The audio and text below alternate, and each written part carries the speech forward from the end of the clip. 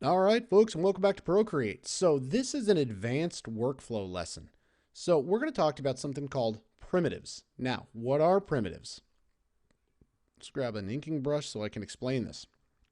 Primitives are like your triangles, your circles, and your squares, right? Everything in life is kind of made up of these types of shapes.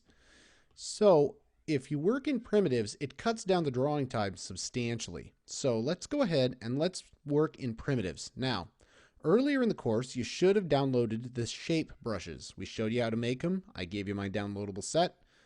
I'm going to use this downloadable set to make this work. So I start with the circle brush. And now, I recommend you start with the color that you want to work with. I do not recommend that you start with black because later, if you want to do a hue, saturation, and lightness adjustment, you can't change the hue on black. All right, so we're going to go down. I'm going to bring this about halfway, and we're going to pop it down there. Now, I'm going to go ahead and I'm going to use my transform tool, and I'm going to bring it up a little bit. Perfect. And then I'm going to go ahead and I'm going to flood fill it. Oops.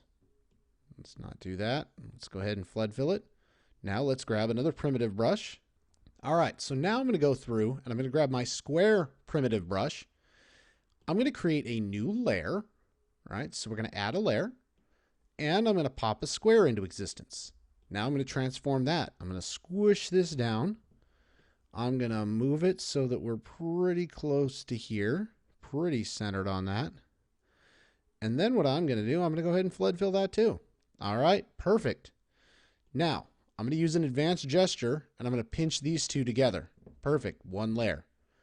All right, next one, we're coming in here. I'm going to go ahead and I'm going to switch over to something in a brown maybe, a neutral brown.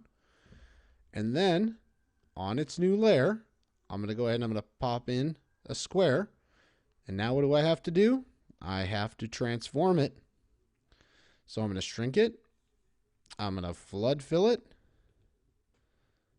Oops. And then I'm going to move it. All right, now I'm going to move it underneath my lollipop layer. All right, perfect. So you see how quickly primitives were allowing us to make this shape? And it's very similar to vector art. I'm a traditional vector artist. So pixel-based stuff, Procreate stuff, they don't really create those perfect circles like this. So being able to create these shapes with these shape brushes is really, really beneficial and mirrors a lot of vector. Now, in order to kind of wrap this up, let's go ahead and click on here. Let's alpha lock this bad boy. And you remember what alpha lock does? It locks the transparency for anything that's not pixelated. I turn this bad boy down. I'm now going to grab my airbrush. I'm going to grab my medium airbrush, and I'm going to go ahead. I'm going to turn that down a little bit, and I'm going to make it shaded kind of where it gets out of there. Perfect. So that we know that it's on top of there. I'm going to go ahead and drop it even further, and I'm going to create kind of a wave type effect because, again, I'm a vector guy. So I want to make sure that I've got it similar to a cell shaded technique here. All right, perfect. All right, and let's go ahead and just finish it off just like that. All right, perfect. Now we're going to go through and let's add in some lighter areas. Add in some highlights. Okay, good deal. Now let's go through and do a little bit something with this top piece here. All right, so now what I'm going to do, I'm going to make sure I'm on the lollipop layer. I'm going to grab a deep purple. I'm going to grab my soft airbrush. And now let's go ahead and just do a real quick shading on this. So this is not scientific by any stretch of the imagination. All I'm doing here, oh, see, I was able to move across. Why did that happen? I didn't alpha lock it. I broke my own rule. All right, make sure you alpha lock. See what happens when you don't.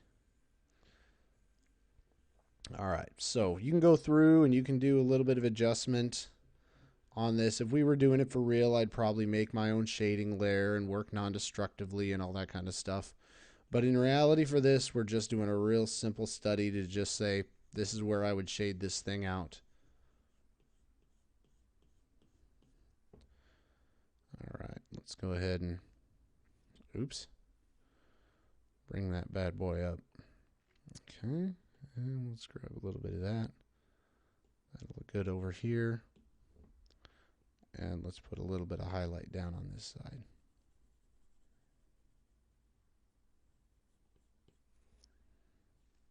All right, we're just doing a real simple down and dirty type of shading on this bad boy.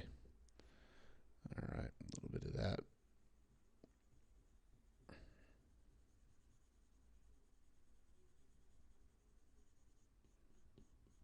All right, I'm not taking a tremendous amount of time to make sure my shading's right or anything like that, but you got the general consensus here. So primitives really allow you to go through and increase the speed of your workflow. Now, in order to round these corners off, I'm going to grab my hard brush. I'm going to shrink this down just a little bit. And I'm going to round those corners.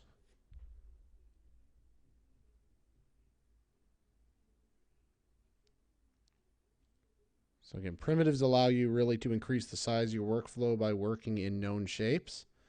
And those shape brushes are absolutely crucial to the process.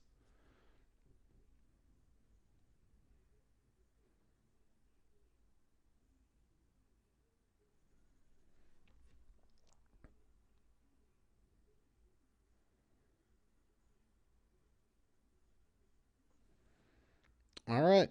So you can actually get a lot more technical than that, but that's a little bit on how you can use primitives in order to increase the speed of your workflow. All right, folks, let's go ahead and get on to the next lesson and take the next steps.